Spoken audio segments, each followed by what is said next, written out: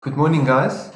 My name is Farnes Norkia, and we'll be looking at standard costing today, specifically material variances. Just to remind you that there are a few of my colleagues sitting on the other side. I'm going to answer your questions. So on the right-hand side, you should see a space where you can ask questions. And once you ask them, just check if another student hasn't already asked the same question. And then one of my colleagues will give you the answer, hopefully, to your satisfaction. So please, this is an interactive class. Please ask your questions, and at the end of the slides, I will also get to some questions. Okay. So when we think about standard costing, many students don't really know what or why are we doing standard costing. So what is the goal of standard costing? The goal of standard costing will be, first of all, what do you think? To get answers on the differences of the class. So if you have different classes of products, we want to price those products in a manner that will make us profit. Remember, the goal of a company is to make profit. There is two ways in which we can do that. The first way is to set the price correctly, that we ask a good price, a market-related price. And the second one is that we cost the product carefully, that we don't overcharge, and that we have net profit at the end of the day. And all of that will drive value for the company. So you think about a manufacturing process, you think about input and output. And for standard costing, especially material variances, this is very important. So the input process of a manufacturing company is where we put materials into the process. My materials is those items I put which is separately identifiable, which goes into the process. And my output, of course, then is a finished product. Now, very important, when my materials is in the store, I can take them off the rack, I can sell them separately. But as soon as they go into the process, it's not identifiable anymore. That's what we call work in progress. Right. So let's think about the beer making process. We have our different inputs of material, which is in this case barley, hops, water, and yeast. Those are separate materials which goes into the process. And once we mix them, it goes into a big tank where it stands, and at the end of the day we get beer. Okay, so the ingredients is our input, and the output is then a can or a bottle of beer, which you can then sell separately.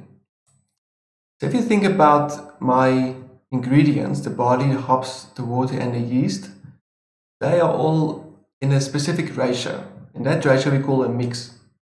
So in the beginning of the year, the accountant sits and they say, based on past or previous experiences, we know that all of those ingredients must go into the process in a specific ratio, a specific mix. Maybe 2 pots of barley to 1 pot of hops to 10 pots of water to 1 pot of yeast. And that process or that recipe should give us our specific bottle of beer. Okay. And then when we measure the bottle of beer, that is when we refer to our yield. So very important, my inputs or the materials, which is separately identifiable, is always in kilograms or liters, or some sort of measurable number. Whereas my output, the bottle of beer, is my finished goods, which I can sell separately. So let's look at an example. Product A required 1,200 kilograms of raw material X, and is sold for 50, or is bought for 50 Rand per kilogram, and 800 kilograms of raw material Y for 37 Rand 50. And we are planning to make 1,000 units. Then they give us the actual during August: 1,250 kilograms of X and 760 kilograms of Y were actually issued into production. And then we didn't make 1,000 units, but we only made 980 units of A. Okay, so just from that case study, we can see there's already a few differences between my inputs, what I actually planned, budgeted, versus the actual input, and then my output. Okay. So remember, the goal of standard costing is to measure the difference between what I planned or budgeted in the beginning of the year and then what actually happened. Why do you want to know if there's differences? Well, it's going to cost us money. If we put more material into production or we get less units out, either we are not efficient or maybe there is theft, but at the end of the day it costs the company money and we want to avoid that. Okay, so when we want to look at the mixed variance, I mentioned in the exam situation, first of all tell yourself what is the mixed variance. And if you don't know, please go to jury or your tutorials. It's very important in standard costing to get the basics right. So my mixed variance is the difference between what I actually put into production, my input, my raw materials, and then I measure it against my...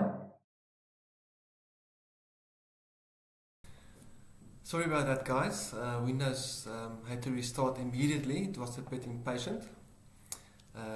And maybe it's a good time just for those guys who started late to remind you, please ask questions throughout this presentation, and one of my colleagues will hopefully give you the correct answer that you were looking for. Alright, I'm just going to recap the question. So we had product A and we budgeted to make 1,000 units based on 1,200 kilograms of raw material for X and 800 kilograms of material for Y. And then at the end of the day, life happened and we actually only produced 980 units, and there was a difference in my input as well. And now the question asks us to calculate our mixed variance. Okay, and it also said there at the top that our inventory is kept at standard cost. So what is my mixed variance? And if you get stuck in the exam, the best place to start is, remember what is the formula for mixed variance. It's my actual input at standard cost versus my actual input but in my standard ratio. Okay, so we are trying to measure that I use my actual materials into production in the correct ratio which I planned. Right. So the first thing we want to evaluate is, what is my mix? So my standard mix is always based on my standard cost card. In this instance it is 800 kilograms of material Y and 1,200 kilograms of material X. Okay, so then you can convert it either to 3 to 2 or 60/40, or to save time you would just say 1,200 of X over 2,000 or 800 over 2,000. Where do I get the 2,000? It is your 1,200 kilograms of X plus the 800 of Y, which then gives you your total input of 2,000 kilograms. So remember, when we do the mix, we're also going to look at the total amount of input. Okay, so what do I do then with my standard ratio? I have to apply it to my actual input. So standard ratio to actual input. So what was my actual input? It was 1,250 kilograms of X plus 760 kilograms of Y. Now of course this is a very easy example, but what will happen in the exam is that you probably would have to calculate maybe one or two of these factors. But remember guys, we have to give you the information in order for you to calculate it. So don't stress about it. Okay. So if you take 2010, which is my total input, and I apply to my mix, my standard mix of 3 to 2 or 1,200 to 800, I then get 1,206 for X and 804 for Y. Okay, so what do we do with this? We then compare it to my actual input. So for material X, I actually used 1,250 kilograms of X, but was only supposed to use 1,206. Okay, so that's a problem. We use more than our standard ratio said we should, and that gave us a variance of 44, which is unfavorable. And for material Y, we actually used 760 kilograms, but the standard ratio said we should use 804. So we were actually more efficient than the standard. Okay. Can we stop there?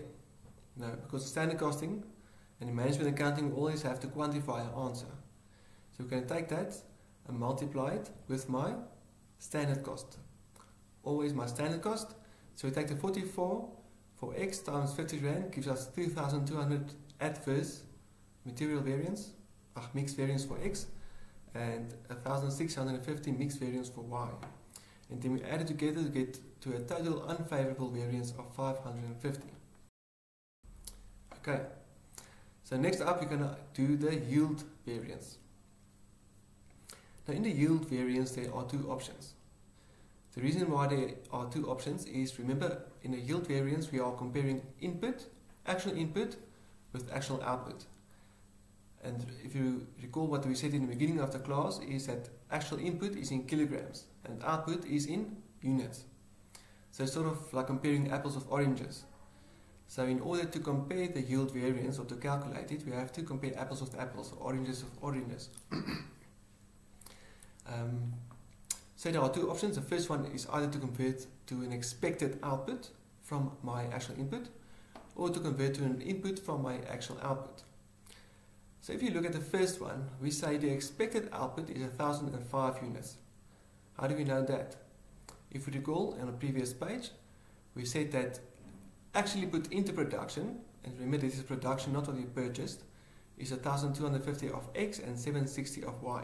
Okay, that gives us a 20,010 kilograms of input actually put into production. And if you also recall, the budget said 1,200 of X and 800 of Y. So the budget said, but we should put into production 2,000 kilograms to get out 1,000 kilograms of output. So the ratio was 2 to 1. So for 2 kilograms of input, the standard said we should get 1 output. So then we take our actual input, which was 2,010 kilograms, and divide by a standard, which was 2, to get to the expected output of 1,005 units. To what do I compare it? I now compare it to my actual output of 980 units. As you can see, that is 25 units unfavorable or adverse. Why, guys? Because from our actual input, the standard said we should get at least 1,005 units, but we actually only got out 980. So we performed worse than expected. Again, can I stop here? No, because 25 is in units and it's not quantified. So to quantify it, we have to multiply it with 90 Rand. Where do we get to 90 Rand? The 90 Rand is my standard cost for my entire output of 2 kilograms. Okay, if you add up the cost for X and the cost for Y in my standard ratio, it comes to 2 kilograms, which costs 90 bucks. Okay, so option 2 is to convert it to an actual input. Now, what they gave us, or what you calculated on the previous page, was my actual input was 2,010 kilograms. Okay, so what did we expect the input to be? So, in option 1, we converted to an expected output. We started with my actual input. Okay, so now if we have to convert with an input, we start with our actual output. So the actual output which they gave us in this question was 980 units. And again, the ratio said for every 2 kilograms, we expect 1 unit of output. So then we multiply the 980 with the 2 to get to 1,960. Again, guys, it comes to the same answer. The only difference is, in this one we are only multiplying with 45 Rand and not 90 Rand. Can you tell me why? In option 1, we use output. Remember, output is my finished good. We had to work with the price for the total output, which was 90 Rand. So in option 2, we are using inputs. And as we said, inputs is always either in kilograms or liters. So my variance price is also going to be in a kilogram or per liter price. So if we take the 90 Rand for the entire output and divide it by the 2 kilograms, we get 45 Rand per kilogram. Okay, and it gives us exactly the same answer as option 1. And then the answer, or the question, asks us to calculate all the possible variances. So remember to calculate your quantity variance as well by just adding the two together. Okay, mix and yield. Now we're going to look at a bit more exam level question. Again, my inventory is kept as standard cost. please go and look in Drury or on your test 4 slides under additional resources. What is the difference if I keep inventory as standard cost versus actual cost? So example 2 says, P&S Limited manufactures floor polish and liquid soaps for commercial clients. Both products lines are sold in 10-litre containers. The company is critically aware of their trading environment and uses a standard costing system, which is reviewed every 6 months. The last review was done on 1 March 2018 for the 6 months period ended. Okay? And then it gives us a standard cost card for a 10-litre container. So in the exam, watch out guys, the standard cost at the bottom there is for a 10-litre container and not per litre. So we have 3 materials, polycore, oxytone and lather, for 5 litres, 3.5 litres and 4 litres, and they give us the standard cost per litre, which is converted to a container size. Then they give us the actual cost incurred during March, again for polycore, oxytone and lather, and that obviously compared to the previous screen differs. Okay, so it's R3.80, R2.30 and 56 cents per litre. Then I say the actual production for March was 210,000 units. All containers purchased were issued. That is an important thing to take note of, otherwise we may have closing or opening inventory for other parts of the question. And then they give us the actual litres issued into production. And they again ask us to calculate all the possible material variances. Okay. So the first one is the easy one we start with, is my material price variance. So what we always start is what we actually purchased. Of course, our inventory is kept at standard cost. If our inventory was kept at actual cost, we would not have used my purchase but my issued into production. But in this case we use our actual purchased multiplied with the difference between my actual price per kilogram minus, or per litre, minus my budgeted price. And you do that for all 3 of products. And please remember guys that it is important to always show your variances. Otherwise we will assume that you don't know. The next one is our material mix variance. So for material mix variance, again remember what is my formula for material mix. We say we are comparing my actual input put into production, not purchased, comparing it with my actual input but in my standard mix. Okay, so now we look again at the question. We say what was our actual production? In this question they gave it to us. It was 1,000 litres of polychlor, 790 litres of oxytone and 850 litres of lather. Alright, so we jot it in there. So the next step is, now we want to put our actual input on the left into a standard mix. Okay, so from the previous question we said our standard mix is the 5 litres of polychlor, the 3.5 litres of oxytone and the 4 litres of lather. We then add it together to get 12.5 litres. So this is important guys, so to make one batch or one bucket we need 12.5 litres of input. Remember, input is always in litres or kilograms. It's which is typically identifiable products. Then there on the right is my actual input in the standard mix. So you can tell me how we got that. So for the first one, polychlor, we take the 5 litres in a standard mix, divided by or over the 12.5 litres, multiplied with my actual input. For product oxytone, again I take the 3.5 litres over the 12.5 in my standard mix, apply to my actual input of 2.6 million to get to the 739,000, and I do exactly the same with product lather. Alright. So the next step then is to quantify it. So I then work out the variances in quantities and I multiply it always with my standard cost. Again guys, our mixed variance is based on inputs, so standard cost price is going to be per litre. And then I must clearly show my variances if it's favourable or adverse. So if you look at product polychlor, why would we say it's a favourable variance? Because to make the amount of units, we set our actual input was 1,000,000, but based on our standard mix, we should have used 1,056,000 liters. So we were 56,000 liters less than our standard set, so that is favorable. And then the other two as at first, and then we get a total favorable variance of 86,000.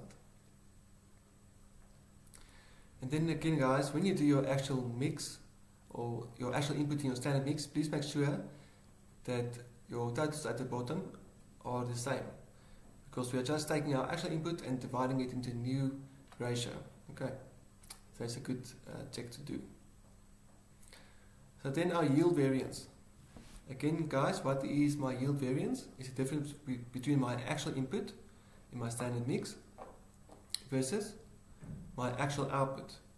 Again, we can't compare input and output, so we either have to convert it to an expected output or convert my actual output to an expected input. So for the first step, if you convert to an expected output, where do we start? Then we start with our actual output of 210,000 units. In this case, it was given. Right? Then we compare it to my expected output. So where do we start? We then always start with our expected input. Again, the input we put into the production. In this case, it was 2.6 million liters. Okay. So what do we do with that 2.6 million liters? We have to look at it in my standard ratio. So my standard ratio said to make a 10 liter container, we have to put in 12.5 liters of material. So we add it up. Okay. So we take our actual input of 2.6 million and divide it by my entire input of 12.5 liters to get to an expected output of 211,200 units. So now we can compare it because it's units versus units, and we see that there's 1,200 units unfavorable variance. Why? Because we actually put into production our inputs we actually put into production, we thought we were going to get at least 210,000 units. But based on our ratio of 12.5 liters to make a 10 liter container, we should have expected to get out 211,000 units. Okay, so we got out 1,200 units too little. So that's a bad thing for us because it costs us money. So it's adverse or unfavorable. And again, guys, remember, then we have to quantify it. How do you quantify it? By taking my total cost for output, because we are now working with output. So my price to make a 10 liter batch is 28 Rand 10 cents. I multiply it with my variance to get to an adverse variance of 33,720 Rand. Okay. The other option is to convert it to an expected input. So again, where do we start? We start with our actual input, which was 2.6 million liters. That was given. And then again, guys, what do we do? Now we have to convert our actual output of 210,000 units based on my standard mix of 12.5 liters of input to get to 2.6 million expected input. So now that I have liters, I can compare liters with liters, and it shows us a 15,000 liters variance. Why is it adverse? Because with my 210,000 actual output, based on my standard of 12.5 liters for a 10 liter batch, I should have only used 2,625,000 liters. Okay, but I actually used 2.64 million liters. So I used more than anticipated. Okay, I quantified again with my. There's two ways. The one way is to take my total amount for output of 28 Rand and 10 and divide it by 12.5 to get to a per liter rate. Then I can compare that with my 15,000 liters. Okay. If I then add my mix and yield variance together, I get to a total quantity variance of 53,000 Rands favorable variance. So the important thing for mix and yield variance, guys, is please remember that my mix variance I use inputs, and for my yield variance I compare my inputs with outputs. And because I can't compare apples with oranges, I have to convert either to expected output or convert back to an expected input before I can compare the two. Always please show your calculations very clearly. There are many consequential marks given in standard costing questions. And very important, please always show your variances if it's either favorable or adverse. Otherwise we can't give you that mark. And to end off with a quote from Gary Player, he said, "The more I practice, the luckier I get." And with standard costing, this is especially true, as standard costing takes practice. But before you can practice, please make sure that you get the basics right. Because remember, standard costing is a principle-based exercise. We can give you any scenario. If you understand the principle, you will be able to apply it to the information provided. With that said, good luck for test 4. I'm just going to quickly see if there were any questions. I'll be back in a moment.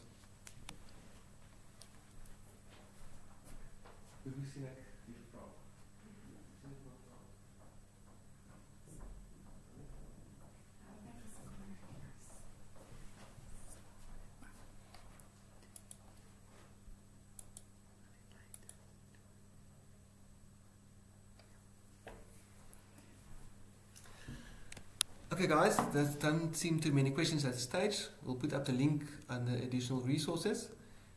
You're welcome to watch it later and ask questions throughout the day, and we'll try to get back to you. Enjoy the rest of the day.